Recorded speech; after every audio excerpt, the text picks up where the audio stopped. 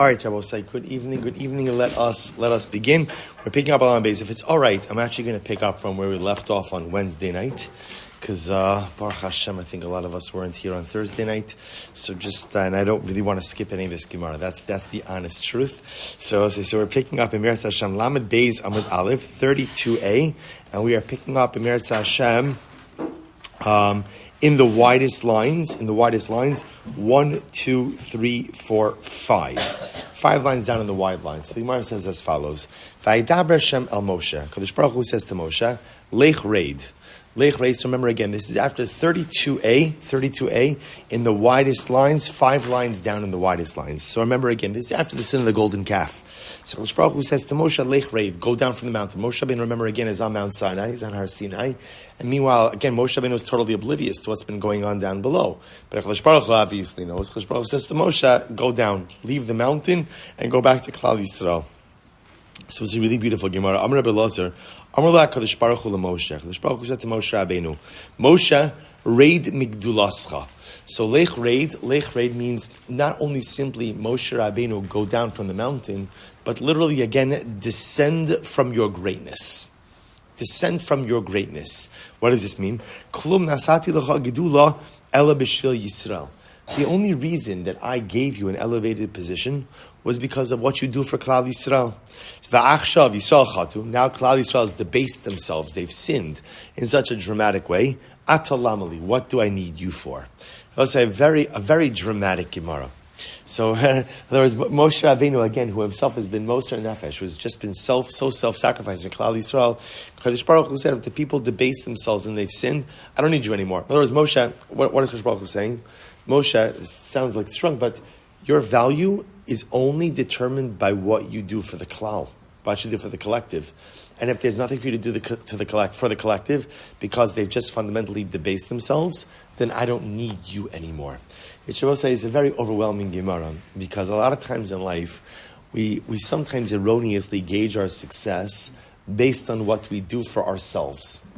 Right? In other words, what are my accomplishments? What am I going to do? What have I amassed? What have I done? And I will say sometimes it's incredibly important to recognize that very often in life, our accomplishments are what we do for the klal. What have I done for Klal Yisrael? What have I done for the Jewish people? What have I done for my community? Those are my true accomplishments in this world. Incredible. Miyad tashash kolcho shal Moshe. Moshe Rabbeinu, upon hearing this, as you could imagine, literally again was sapped of all of his strength. Which makes sense. Moshe Rabbeinu, again, remember, even though this is the beginning of the Jewish people's sojourn in the desert, Moshe Rabbeinu already sacrificed so much for the klal. Right? He had given up a normal marriage. He had given up raising his children. And then he hears Kadosh Baruch Hu says, I'm done with you. I'm done with you. So what happens? V'lo hayu koach l'daber. Moshe Rabbeinu didn't even, like Kiviyachal, have strength to respond to Hashem. V'chevan she'amar heref mimeni v'ashmideim. Then when Kadosh Baruch Hu said, God says to Moshe, release me, and I will destroy the people. Amar Moshe, so Moshe Rabbeinu said, Davar ze talui bi. And here's what's interesting. From the fact that HaKadosh Baruch Hu said to Moshe, release me, indicate Moshe Rabbeinu understood that's what? That he had the power over God. I will say this in general is the power of a tzaddik. That a tzaddik has, again, it's incredible to think about it. It sounds almost like a little bit like heretical to say, but a tzaddik, kiviyachol, has power over the Rebbeinu Shalom. So therefore, again, Moshe Rabbeinu, Kadosh Baruch Hu says to Moshe Rabbeinu, literally, let go of me and let me destroy the people. So in that statement, HaKadosh Baruch Hu is clearly indicating that Moshe Rabbeinu is kind of holding, so to speak, the Rebbeinu Shalom at bay.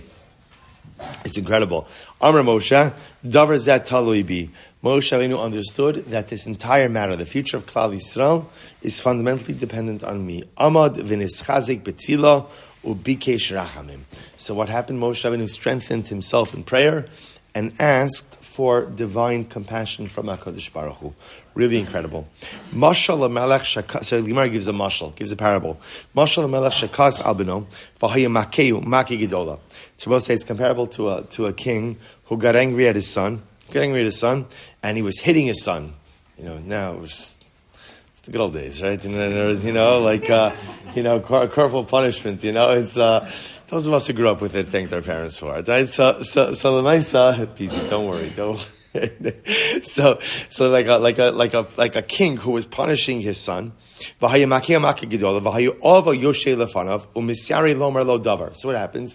The king is disciplining his son. You don't have to go with hitting. King is disciplining his son. Meanwhile, a beloved friend of the king is watching all of this happen. Amra Melech, the king says to his friend, El male oavi zeh sheyoshev lefanai harakticha. All right, this is a little extreme. So the king says to his son, you're lucky my friend is here, because if my friend wasn't here, I would kill you. Okay, a bit hyperbolic, but you understand. What the king is saying is, my friend is really keeping my temper at bay. So I'll say, so what happens when the friend hears this? Amar, davar zeh taloi bi, miyad amad vehitzilo. So when the friend hears this, what does he realize? What does the friend realize? See, I'll say it's so profound. The friend is sitting there this whole time, and how does the friend feel? Helpless and powerless. Meanwhile, the king says to his son, you're so lucky my friend's here, because his presence is what's saving you. And the friend realizes, oh my gosh, I'm absolutely powerful. Both say, so now, of course, it's comparable to Moshe Rabbeinu, right? Moshe Rabbeinu hears that Chaburah is about to destroy Klal Yisrael because of the sin of the golden calf, and then Moshe Rabbeinu feels powerless. Hashem says to Moshe, just let go of me, and I'll destroy them. Moshe Rabbeinu says, let go of you. That means I'm holding you back, which means I'm so incredibly powerful. And I both say, it's a really profound metaphor in life. There are a lot of times in life where things happen, and we kind of are by the sidelines, and we feel absolutely powerless. But the truth is, you'd be surprised. Now, there are legitimate circumstances like that in life, but you'd be surprised how many times in life, just because you feel powerless, doesn't mean that you are powerless. Very often, even when I'm on the sidelines thinking that I have no intervention over here, it's not true. We have the ability to often impact, we have the ability to affect change, even if we can't fundamentally shape the outcome to our liking. But we are not powerless, relegated to the sidelines of life. Each of us has more koach. Moshe Rabbeinu thought he was sidelined and powerless, meanwhile he's powerful. The friend of the king thinks that he's sidelined and powerless, meanwhile he's ridiculously powerful. We'll say, I think one of the greatest lessons we learn as we get older, I think when we're young, we often wait for other people to make things happen for us. And then as we get older, we recognize, I'm actually a lot more powerful than that. I don't have to wait for anyone to make anything happen for me.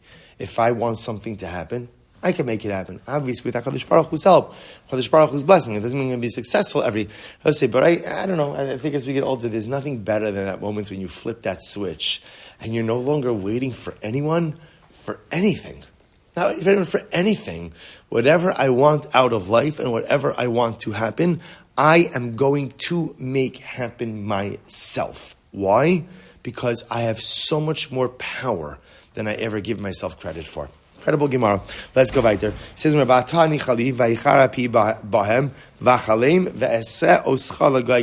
remember again, this is all both sides, still sin of the golden calf. So what happens? So Chaburah says, Moshe, literally let go of me. Shmuel, especially delicious tonight.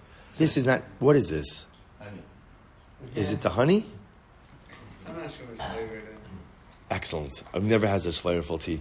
Chaburah, if you don't have a cup of this, right, that's what it is. It's anything. I'll tell you just a great. It might be a mixture. I remember one time there's a winery in Sfas called the Abu Hav Winery. Abu Hav Winery, beautiful winery, literally overlooking. I'm sorry. Did we go to it? I don't think we went to it. No, I think it was closed. Yeah, I think it was closed. So I was there with my family a number of years ago. It's a beautiful winery that overlooks the hills of Tzfas. Absolutely beautiful. So you go in, they have a magnificent tasting room. And what's even better than the tasting room is they have a trampoline in the back. So if you come with kids, the trampoline happens to be on the side of a sheer cliff, but whatever. It's not that. They have one of those netting things over there, so it's fine. It's fine. So I'll tell you, so I remember we were there a couple of years ago. My wife and I were sitting in the tasting room. It was already past 10:30 in the morning, so it was fine. So it was, and he was bringing out these delicious wines. He had this one wine called Erbuvia. Erbuvia means like a mixture. So he was telling, I forgot the guy's name, the Vinter. He was telling the story that that one year he just had a number of half barrels of stuff like that. Just see this, it wasn't enough to really do anything. He threw everything together. And he made this wine called Erbuvia. So he said it was the best wine he ever made. What was the problem? He had no idea how he made it. he sold off all the bottles, right? And then only after he bought them back. He bought them back for like triple the price because he had to try to figure out like how to reverse engineer it. So he made us say, I don't know why am I bringing up this story now? The tea. Okay, good. Thank you. First of all, it was just such an incredible musar. How sometimes the best things in life happen when you stop trying to micromanage the details. Right? Sometimes just when you let things come together and kind of mix the way they should mix, some way, somehow, they come together. So I'll tell you something amazing. So actually, Purim, again, you can't, I don't know, Larry, you could try to track this down. I don't think you can get it. I don't think you could get it. So Purim happens to be, somebody said they found a bottle in New York, so he brought it for me for Purim. So I'm saving it for Dalit Kosos and Mirat Hashem. Actually, probably not. I'll probably drink it before. But because 4 cups, everybody gets to have it. Then this is no, I'll share it. So again, I want to say just the tea also. Sure, I don't know what this is, but it's some kind of mixture of something. Sometimes the best things in life happen. Stop trying to control everything and just let HaKadosh Baruch Hu work His divine magic and beautiful things occur. All right, then. So Kadosh Baruch Hu says to Moshe Rabbeinu, "Vata hanicha li vayichar api bahem." So Kadosh Baruch Hu says to Moshe Rabbeinu, literally, let me go. Hanicha li, let me go. Vayichar api bahem. My anger will flare against them. Ve'aseh oscha l'goy gadol. And Hashem says to Moshe, I'll make you into a great nation. I'll make you into a great nation. So Kadosh Baruch Hu telling Moshe, in other words, let me go. Let me destroy Klal Yisrael. And Moshe will make you into a great nation. I'm Rabbi Abba. El moli mikra kasovi actually omer. Listen to this. So Moshe say, if the pasuk wouldn't have said it, it would have been almost impossible to say. Meaning what? So listen to this. Shet melamed shetafs Moshe la'Kadosh Baruch Hu ka'adam shutofes es chavero bebigdo. So Moshe is incredible. Kiviyachol. You see, Hashem says to Moshe, "Let me go." And Rabbi say, what is the lashon of "let me go"? What image does that conjure up? What image does it conjure up?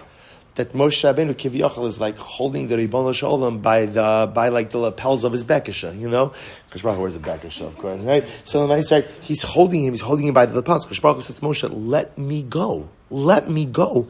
So Gemara says it's almost as if that Moshe Rabbeinu was restraining Hakadosh Baruch Hu. V'amar lefanav, Ribono Shel Olam ein ani manichecha. And Moshe Rabbeinu literally says, I'm not letting you go until you promise to forgive them. If you promise to forgive Klal Yisrael, I'll let you go. Otherwise, we'll say, so all of this, in Chassidus, so much of Chassidus is built on the power of the tzaddik. So, people often misunderstand like the role of a tzaddik. I don't need an intermediary to God. No one needs intermediary to God. In fact, one of the most beautiful things about Yiddishkeit is that each of us has a direct channel to HaKadosh Baruch Hu. I don't need to go to a tzaddik, to a rebbe. I don't need anyone to speak to God on my behalf. I have the ability to speak to God directly. That being said, what's the power of a tzaddik? That sometimes the tzaddik, because he is a tzaddik, could enjoy a closer relationship to HaKadosh Baruch Hu than maybe a regular person. And therefore, as a result, a tzaddik is able to accomplish things that maybe a regular person can't. So a Moshe Rabbeinu, because he's a Moshe Rabbeinu, Kivyocha, whatever this means, has the ability to restrain Hashem. Obviously, but it's anthropomorphic and it's metaphorical, but the idea over here is that the tzaddik somehow has the ability to kind of keep the negative divine decree at bay. So Moshe Rabbeinu is not allowing HaKadosh Baruch Hu to go ahead and destroy Klal Yisrael. I will say, so by the way, you'll say to yourself, how does the tzaddik have that power? How does Moshe Rabbeinu have that power? It's very simple. If you look at Moshe, well, it's not simple, but if you look at Moshe Rabbeinu, we'll say, what was the greatness of Moshe Rabbeinu? Moshe Rabbeinu's greatness was not that he went up on the mountain for 40 days and 40 nights. That wasn't his greatness. Kadosh Baruch Hu performed that miracle. Moshe Rabbeinu's greatness was that he was willing to sacrifice for God. Greatness comes from sacrifice. Contemporarily, we don't like the word sacrifice. I think I mentioned this. Somebody said to me, there's the phrase, you want to have your cake and eat it too. So someone said there's something even better. Really what you should aim for in life is to have your cake, eat it too, and then have some more cake for later. Right? That in other words, we shouldn't have to sacrifice anything. I will say it's not the way life works. Greatness is found in sacrifice. When you look at what makes great people great, it's because they were willing to give up certain things because they had a vision, because they had a destiny, because they wanted to accomplish something. So Moshe Rabbeinu is an extreme example of this. Because remember, again, Moshe Rabbeinu gives up everything. Moshe Rabbeinu gives up all the trappings of a normal life to be able to become Moshe Rabbeinu. I will say, when HaKadosh Baruch Hu sees that you're willing to sacrifice for him, then your word holds an incredible amount of weight. So when a Moshe Rabbeinu who essentially gave up everything for HaKadosh Baruch Hu says, holds on to the lapels, so to speak, of the Rebbeinu Shalom, HaKadosh Baruch Hu is restrained. Out of deference, out of respect for someone who's willing to sacrifice anything and everything for him. Incredible. Let's go right there. So HaKadosh Baruch Hu tries to tempt Moshe and says, Moshe, let me destroy Klal Yisrael, and I'll make you, Moshe, into a great nation. So Moshe Rabbeinu responds. He says, God, it's not a good offer. So listen